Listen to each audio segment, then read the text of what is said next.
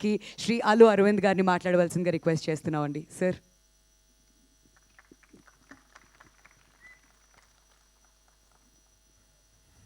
Vote of thanks అంటే జనరల్గా ఓ రెండు ముక్కలో నలుగురికి థ్యాంక్స్ చెప్పి ముగిస్తే అందరూ వెళ్ళిపోతారు.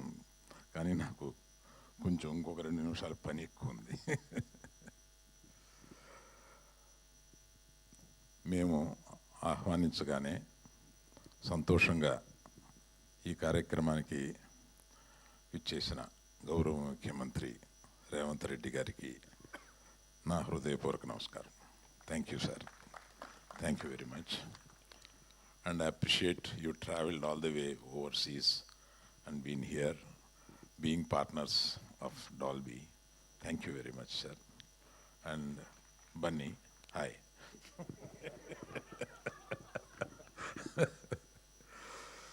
So I have to remember 3 persons here. నేను ముగ్గురిని ఇందులో తప్పనిసరిగా గుర్తు చేసుకోవాలి. వారు ఇంతకు ముందే చెప్పారు. 50 సంవత్సరాల క్రితం ఈ ఇండస్ట్రీని అంటరాని ఇండస్ట్రీగా చూసిన సొసైటీ, ఆ సొసైటీలో నాన్నగారు నన్ను ప్రోత్సహించి, నువ్వు దీక్షతో పనిచేస్తే ఈ సినిమా ఇండస్ట్రీలో పైకి వస్తావు, పర్వాలేదు ఇండస్ట్రీలోకి రా అని చెప్పడమే కాకుండా తన కూతుర్ని ఇండస్ట్రీలో ఉన్న వ్యక్తికి 45 ఏళ్ల క్రితం తను ఇచ్చి పెళ్లి చేశారు. అటువంటి భావం కల ఆయన ఇవాళ పైనుంచి వారు చెప్పినట్టుగా చూసి ఆనందపడుతూ ఉంటారండి.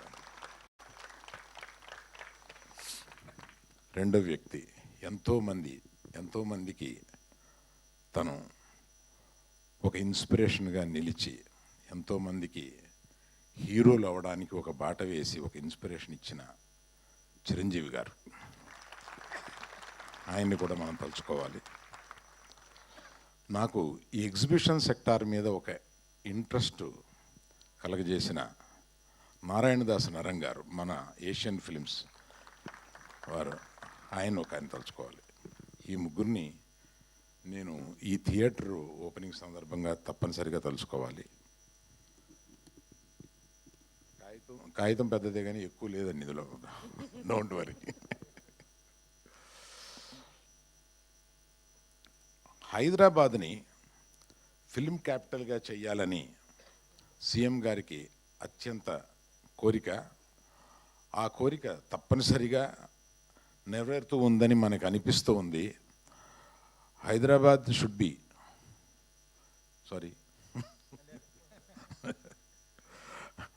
అంటే హైదరాబాద్ని ఫిల్మ్ క్యాపిటల్గా మీరు చేయాలన్న మీ దృఢ నిర్ణయానికి ఇండస్ట్రీ ఎప్పుడు తోడుంటుంది. మీరు అటువంటి ప్రయత్నాల్లోనే ఇది ఒక చిన్న ప్రయత్నం. ఎందుకంటే ఈ థియేటర్ ప్రపంచంలో 3 పెద్ద బిగ్గెస్ట్ డాల్బీ వారి ఉండగానే చెప్తున్నా, బిగ్గెస్ట్ డాల్బీ సినిమాస్ 3 ఉన్నాయి. అందులో ఒకటి హైదరాబాద్లో ఉంది, అదే ఇది. ఇప్పట్లో ఇండియాలో ఇటువంటి థియేటర్ని పోల్చుకోగలిగిన థియేటర్ ఇంకొకటి రావడానికి కొన్ని సంవత్సరాలు పడుతుంది. ఎందుకంటే ఇటువంటి నగరం, ఇది ఫైనాన్షియల్ డిస్ట్రిక్ట్ నగరంలో బొడ్డున ఉన్నట్టుగా అవ్వబోతుంది కొన్ని సంవత్సరాల్లో.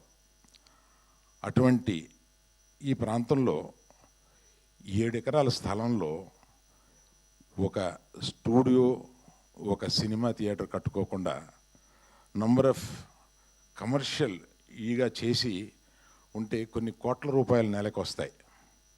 కానీ నేను పుట్టింది, మా నాన్న పుట్టింది, బన్నీ పుట్టింది, వాళ్ళ అబ్బాయి పుట్టింది ఈ ఇండస్ట్రీలోనే ఉన్నారు. వాళ్ళ అబ్బాయి కూడా ఆల్రెడీ నేను వేషాలు వేస్తానని ఇంట్లో వేషాలు వేస్తున్నాడు.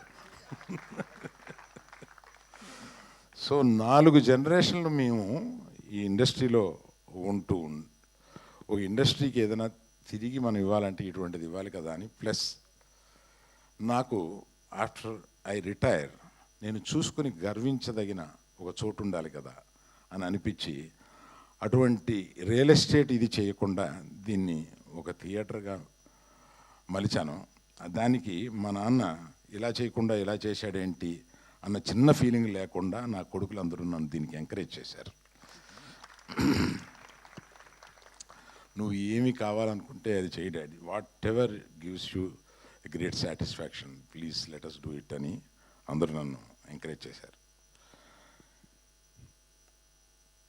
తెలంగాణని అభివృద్ధికి తీసుకురావడంలో ఏకదీక్షతోటి వారానికి 14 రోజులు పనిచేసే మనిషి ఈయన. అటువంటి మనిషి ఆయన్ని నేను ఎక్కువ మీడియాలో చూస్తుంటాను. నాకు ఒకటి అనిపిస్తూ ఉంటుంది, అది మీతో చెప్పాలి సార్. నైకీకి ఒక ట్యాగ్ లైన్ ఉంది, జస్ట్ డూ ఇట్ అని. ఆయనకి ఏదైనా ఇది మంచిది, ఇది ఉపయోగపడుద్ది ప్రజలకి, ఇది తెలంగాణకు ఉపయోగపడుద్ది, Hyderabad, he will just do it. ఎక్కువ క్యాలిక్యులేషన్స్ లేకుండా he will just do it.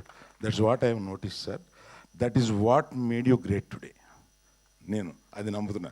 మీరు ఏదైనా గొప్ప పని చేసేటప్పుడు ఈ జస్ట్ డూ ఇట్ గుర్తొస్తుందన్నమాట మీకు.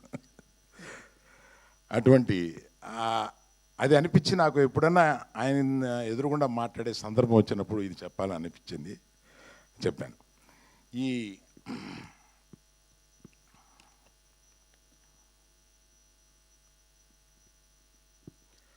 ఇటువంటిది ఒక్కడిగా డబ్బిస్తే రాదు, నేను వచ్చి ఒక ఇంజనీర్ని అలాట్ చేసేస్తే రాదు. నాకు తోడుగా నా ముఖ్య స్నేహితుడు మూర్తి గారు అని. Please stand up Murthy, let us give a big hand to Murthy garu. And